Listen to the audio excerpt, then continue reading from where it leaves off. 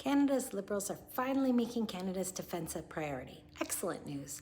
The Liberals have announced that they will be meeting the 2% NATO spending requirement on national defence this year, committing $9 billion in 2025-26. I have previously posted about my concerns regarding our defence, especially in our Arctic, and welcome this news. I may even have applauded it, except for the fact that when Mark Carney made the announcement on Monday, June 9th, he made very serious errors in his logic.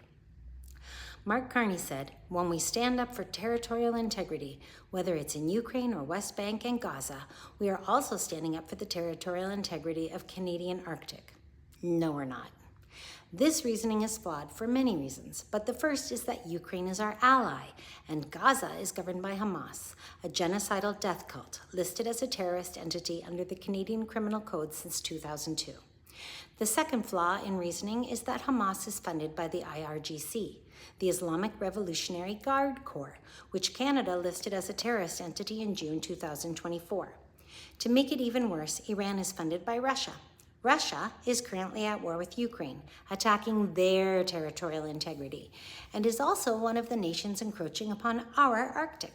How can you possibly want to protect the territorial integrity of Canada and Ukraine from Russia, while also wanting to protect the territorial integrity of a group funded by Russia? Russia and Iran have a very close relationship, characterized by strong military and economic alliance. Russia provides Iran with military technology and support, and Iran assists Russia with drone and other military support. Since the 1990s, the Islamic Republic of Iran has been sponsoring Hamas financially with both military aid and training. According to a 2020 U.S. Department of State report, Iran provides about $100 million annually to Palestinian militant groups, including Hamas. What makes Mark Carney's comments wholly inappropriate and incorrect in my mind is that he made the statement Monday, June 9th, the very same day he visited the Nova Music Festival and exhibit in Toronto. At least 260 people were killed by Hamas when they breached the fences and Israel's territorial integrity. This war between Gaza and Israel is not a war about territorial integrity. This is not a land grab for Israel.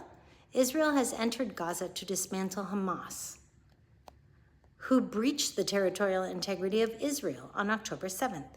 Hamas broke down fences and entered a sovereign nation in order to rape, massacre, burn, dismember, and torture 1,200 citizens and kidnap 240 more, including children, because they were Jewish. This is a religious war.